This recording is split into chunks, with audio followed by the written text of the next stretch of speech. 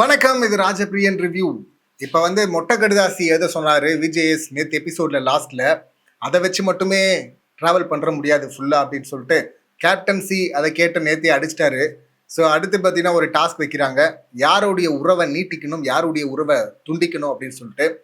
இப்போ என்ன டாஸ்க் கொடுத்தாலும் பார்த்தீங்கன்னா அவங்களா ஜோடி சேர்ந்துக்கிறாங்க பிடிச்சவங்களோட இருக்கிறதுக்கு அப்படின்லாம் சொல்லிட்டு இருந்தார்ல, பிடிச்சவங்களோட இருக்கிறதுக்கு சண்டை போடுறதுக்கு அப்படின்னு சொல்லிட்டு. இப்போ இதில் விக்கல்ஸ் விக்ரம் பார்த்தீங்கன்னா பாருவோட உறவை நீட்டிக்கணும் அப்படின்லாம் சொல்லும் போது விஜேஎஸ்லாம் பயங்கரமாக கை தட்டுறாரு. எதுக்கு, என்ன உறவு இருந்தது பாருக்கும் விக்கல்ஸ் விக்ரம்க்கும்? உறவு இருந்தால் தானே நீட்டிக்கணுமா கட் பண்ணணுமா அப்படிங்கிறது. இங்கே இப்போ இதுவரை எப்படி இருந்தோமோ அதை அப்படியே இருப்போம், அதை நீட்டிப்போம் அப்படின்னு சொல்லிட்டு வித்தியாசமாக ஒன்று யோசிக்கிறேன் அப்படின்னு சொல்லிட்டு ஒளர்றாரு போல இருக்கு. ஃப்ரெண்டெல்லாம் ஆயிடக்கூடாது, எக்காரணத்தை கொண்டும் இப்படியே இருக்கணும் அப்படின்லாம் சொல்லிருக்காரு. இப்போ பாரு வேற மாதிரி இருந்திருந்தா விக்கல்ஸ் நிச்சயமா அங்கே ஃப்ரெண்ட் ஆயிருப்பாரு. வேற மாதிரி இந்த சென்ஸ் லவ் இல்லாமல் இருந்திருந்தா விக்கல்ஸ் நேரம் ஃப்ரெண்ட் ஆயிருப்பாரு. ஏன்னா நம்ம ஆல்ரெடி வீடியோ பார்த்தோம்ல, டீட்டெயிலாக சொல்லியிருந்தோம். அதில் இங்கே இவருடைய கேமே என்ன, யாரெல்லாம் நல்ல இமேஜோட இருக்கிறாங்களோ அவங்களோட போய் க்ளோஸ் ஆகி அப்புறம் அவங்களும் இவருக்கு ஒரு நல்ல இமேஜ் இருக்கிற மாதிரி காட்டிப்பார்ல. ஸோ அதனால அதை நம்பி அவங்க க்ளோஸ் ஆயிடுவாங்க. அவங்கள தன்னுடைய வட்டத்தில் வச்சுக்கிட்டு அவங்க மேலே காமெடின்ற போர்வையில் சில விஷயங்களை பண்ண வச்சு அவங்க மேலே மக்களுக்கு வெறுப்பை வர வச்சு அவங்க கதையை முடிக்கிறது தான் இந்த விக்கல்ஸ் விக்ரமுடைய பிளே. அதுக்கு உதாரணம் தான் சுபிக்ஷா, அதுக்கு உதாரணம் தான் வியனா, அதுக்கு உதாரணம் தான் கனி. இப்போ இந்த மாதிரி போயிட்டு பார்வதி கிட்ட பண்ணுறதுக்கு ஒன்றுமே இல்லை. ஏன்னா பார்வதி கேமை யாரும் முடிக்கவே தேவையில்லை, பார்வதியே அவங்க கேமை அவங்களே முடிச்சுப்பாங்க. இப்போ கூட மொட்டை கடுதாசி எழுதுமான்னா லவ் லெட்டர் எழுதிட்டு இருக்காங்க அந்த அம்மா உட்காந்து கம்ருதனுக்கு. இது தேவையா? எழுத சொன்னது என்ன? ஆனா அவங்க லவ் லெட்டரு. சரி, இந்த லவ் அப்படின்றாங்களே, அது லவ்வா?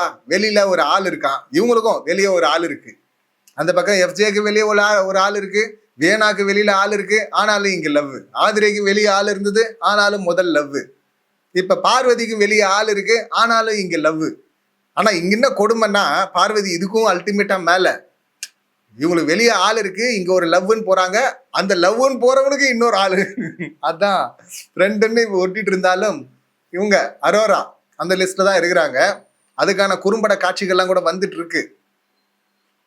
திருந்த போறது இல்லை, மாற போறது இல்லை. ஸோ அதெல்லாம் அப்படி போயிட்டு இருக்கா. ஸோ அவங்களே அவங்க கேமை முடிச்சுக்கிறதுக்கான வழியில அவங்க பாரு போயிட்டு இருக்கிறதுனால நான் வேணாம்மா, நான் தூரமாவே இருந்துக்கிறேன் அப்படின்னு சொல்லிட்டு இவர் சொல்ற. அப்படி இல்லைன்னா எப்பயோ ஃப்ரெண்ட் ஆயிட்டு இருப்பாரு. இப்ப இவருடைய ஃபோக்கஸ்லாம் பாத்தீங்கன்னா திவ்யா கிட்ட தான் இருக்கு. திவ்யா கதையை முடிக்கிறதுக்கு பார்த்துட்டு இருக்காரு. திவ்யா சிக்கிறாங்களா இல்லையான்னு சொல்லிட்டு பார்ப்போம். இப்போ அடுத்து பார்த்தீங்கன்னா ரம்யா செம்ம ட்விஸ்ட். ஆக்சுவலி பார்த்தீங்கன்னா லாஸ்ட் வீக் பிரஜனும் கனியக்காவை குத்திருந்தாரு நாமினேஷன்ல, ரம்யாவும் கனியக்காவை நாமினேஷன்ல குத்துனாங்க. இங்க கேம் ஆடுமான்னு சொன்னாங்கல்ல, ஆடுறண்டா இதோ அப்படி சொல்லிட்டு பக்கத்துல இருந்தவங்களே குத்தி விட்டாங்க. ஸோ சரியான கேம் அது. பிரஜன் மட்டும் குத்தாம இருந்து இவங்க ஒரு ஓட்டு கனியக்காக போட்டு ஒரு ஓட்டுல வாங்கினவங்க கூட பார்த்தீங்கன்னா நாமினேஷன்ல வந்தாங்கல்ல. ஸோ அப்படி லிஸ்ட் எடுத்து அதுல கனியக்காவை எவிட் பண்ணியிருந்தாங்கன்னு வச்சுக்கலேன், வேற மாதிரி பாகுபலி சம்பவம் நடந்திருக்கும்ல, கட்டப்பா பாகுபலி அப்படின்னு. ஆனா அப்படிலாம் நடக்கல. ஒரு ஓட்டு வாங்கினவங்க மட்டும் இல்லை, 2 ஓட்டு தான் வாங்கினாங்க கனியக்கா. இதுல யாருமே எலிமினேட் செய்யப்படல. இந்த வாரம் நோ எவிக்ஷன் வாரம் அப்படின்னு சொல்லிட்டாங்கல்ல. ஸோ அதனால அந்த டிராமா நடக்கும்னு எதிர்பார்த்தோம், அந்த டிராமா நடக்கல. இங்க வேற டிராமா. அதுதான் ஆதிரியை வச்சு இந்த பக்கம் எஃப்ஜேவை போட்டு அடிச்சு, வியனாவை போட்டு அடிச்சு இவங்களோட லவ் எக்ஸ்போஸ் பண்ணி, லவ்னு ஒன்று பண்ணிட்டு இருக்காங்கல்ல வெளியே ஆளுங்களை வச்சுக்கின்னு. ஸோ அதை எக்ஸ்போஸ் பண்ணி இப்போ ஆதிரியை உள்ள விடுறாங்க. அந்த ட்ராமா எங்களுக்கு போதும் அப்படின்னு சொல்லிட்டு மேக்கர்ஸ் முடிவு பண்ணிட்டாங்க போல இருக்கு. ஸோ அப்படி போயிட்டு இருக்காது.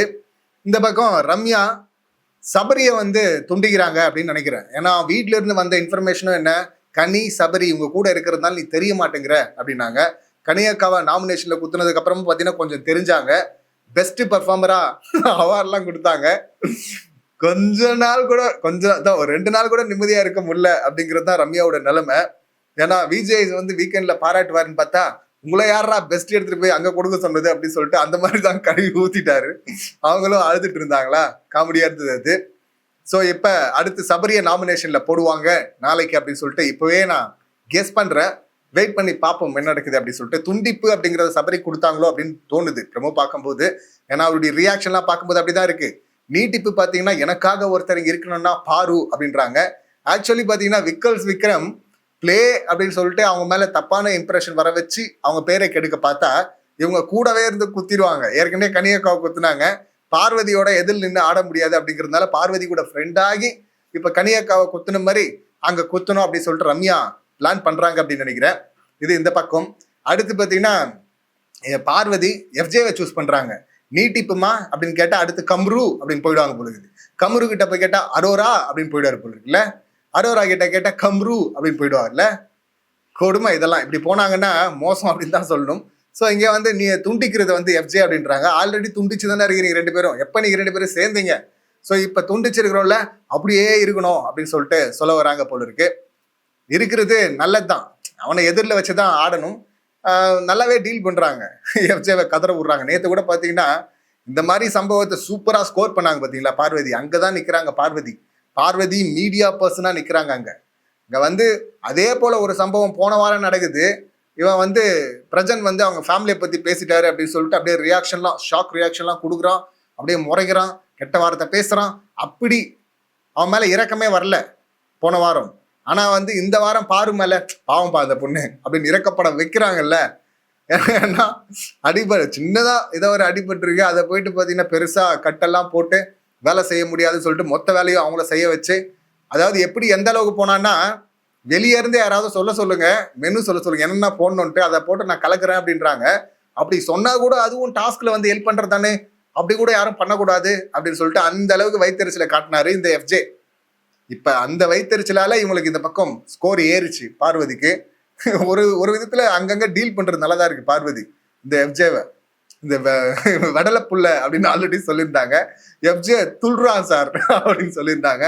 நேத்து பாத்தீங்கன்னா பேச போறாங்க, அவன் பேச மாட்டேன்னு சொல்லிட்டு ஏஞ்சி போறான், வாயை புடுங்க வருது அப்படின்னு சொல்லிட்டு. அப்படி போகும்போது யாரா இவ அப்படின்னு சொல்லிட்டு போனா, யாரா இவளா பாருடா அப்படின்னு கவுண்டர் வர இவங்க. எங்க பாக்கணும் அப்படின்னு சொல்லிட்டு நார்மலா இருந்தா கேட்டிருப்பா. இப்ப வந்து விஜேஎஸ் எபிசோடு ஏற்கனவே தாறுமாறா அடிச்சிட்டு இருக்காரு, எதுக்கு எக்ஸ்ட்ரா வாங்கணும் அப்படின்னு சொல்லிட்டு வாயை பொத்திக்கிட்டு போயிட்டா. அப்படி இப்ப அடுத்து பாத்தீங்கன்னா பிரஜன்லாம் ப்ரமோல வர்றாரு. காமெடியா தான் இருக்கு. நல்லா கேம் ஆட ஆரம்பிக்கிறாரோ. இங்க வந்து சொல்றாரு பாருங்க, ஷாக்கான விஷயம். அது அவங்க வீட்டுல இருக்கிற பசங்களே நம்ப மாட்டாங்க. அப்படி ஒரு விஷயத்த சொல்றாரு. சாண்ட்ராவை வந்து துண்டிக்கணுமா. இதை சொன்ன உடனே மக்கள்லாம் கத்துறாங்க போல இருக்காங்க. உடனே விஜய்ஸ் வந்து பிரஜனை எல்லாம் நம்பாதீங்க, அதுல வேற ஒண்ணு போட்டு விடுறாரு பாருங்க. சொல்லுவாங்கல்ல, ஐயா சாமி குதூகலமா இருக்கிற குடும்பத்துல கும்பி அடிச்சுட்டு போயிடாதியா அப்படின்னு. அந்த மாதிரிதான் விஜய்ஸ் இங்க வந்து சாண்ட்ராவை நீங்க துண்டிக்க விரும்புறீங்களா, சாண்ட்ராவோட இருக்கிறத துண்டிக்க விரும்புறீங்களா அப்படின்லாம் கேட்டதும் பிரஜன் உஷாராயி கேம்ல சாண்ட்ராவோட இருக்கிறது அப்படிங்கிறாரு.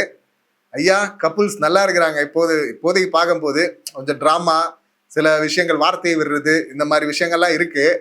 அது இருந்தாலும் ஏதோ கப்புலா இத்தனை வருஷம் வந்திருக்கிறாங்க, பிரிச்சு விட்டுறாதீங்க ஐயா. ஏன்னா இங்க சிங்கிளா வந்தவங்க எல்லாம் சேர்ந்து மிங்கிள் ஆகி ஒரு சிங்கிள் இல்ல டபுள்ஸ் அப்படின்னு சொல்லிட்டு போயிட்டு இருக்கிறாங்க. இவங்க பேரா வந்தாங்க, பிரிச்சு விட்டு அனுப்பிச்சிடாதீங்க ஐயா அப்படின்னு தான். ஆக்சுவலி அதுவே ஒரு பெரிய சவால் இல்லை இவங்களுக்கு. எப்படி உள்ள வந்தாங்களோ 18 வருஷம் தாண்டி வந்துட்டாங்க. இங்க வந்து கொஞ்ச நாள்ல அதிகபட்சம் இவங்க வயல் கார்டா தானே வந்தாங்க. ஒரு 2 மாசம் தான் அதிகபட்சம். ஸோ இந்த 2 மாசத்துல கும்மி அடிச்சிடாதீங்கடா, இந்த கும்மி அடிக்க விட்டுறக்கூடாது இந்த உறவை அப்படின்னு சொல்லிட்டு அதை காப்பாத்துறதே ஒரு பெரிய போராட்டம் ரெண்டு பேருக்கும். இவர் பிரஜன் போயிட்டு அப்படி ஆடுவாரு அப்படின்லாம் சொல்லிட்டு நம்பல. விஜய் சொல்றதா அது பிரஜனால நம்ப முடியாது. ஆனா அதுக்கே பாத்தீங்கன்னா பயங்கரமா பர்ஃபார்ம் பண்ணிட்டு இருக்காங்க சாண்ட்ரா. இன்னும் நிஜமாவே இவர் வந்து டிவோர்ஸ் நோட்டீஸ்ல சைன் போட போற மாதிரி. ஏன் இவ்வளோ இதுதானமா வந்து இங்க கேக்குறாங்க, ஓவரா நடிக்கிறாங்க அப்படின்னு சொல்லிட்டு. ஸோ அந்த மாதிரி அங்க போயிட்டு இருக்கு. செம காமெடியா தான் இருக்கு. பிரிச்சு விட்டுறாதீங்க அப்படின்னு தான் நம்மளும். நீங்க வெளியே கூட துரத்துறீங்க, சிங்கிளா இல்ல டபுள்ஸா கூட. ஆக்சுவலா டபுளா வந்து ஏதோ ஒரு பேரை தூக்க போறாங்கன்னு நினைக்கிறேன். ஏன்னா சீசன் 5ல கூட பாத்தீங்கன்னா அந்த மாதிரி பேரா சுத்திட்டு இருந்த ஒரு 2 பேரும் தூக்குனாங்களா. இந்த முறையும் பாத்தீங்கன்னா நோ எவிக்ஷன்னா அப்ப அடுத்த வாரம் டபுள் எவிக்ஷன், அடுத்த வாரம் டபுள் எவிக்ஷன்னா அப்ப டபுள் எவிக்ஷன்ல யாரு பேரா இருக்கிறாங்களோ ஜோடிகள், அந்த ஜோடியில ஒரு ஜோடிக்கு பாயாசம் ஜோடியா தூக்க போறாங்க அப்படின்னு நினைக்கிறேன். அதுல பிரஜன் சாண்ட்ரா சிக்கிறாங்களா இல்ல வேற குரூப் சிக்குதா அப்படின்னு சொல்லிட்டு வெயிட் பண்ணி பார்ப்போம். இந்த சம்பவங்களை நீங்க எப்படி பாக்குறீங்க, உங்க கருத்துக்கள் என்ன அப்படிங்கறது கமெண்ட் பண்ணுங்க.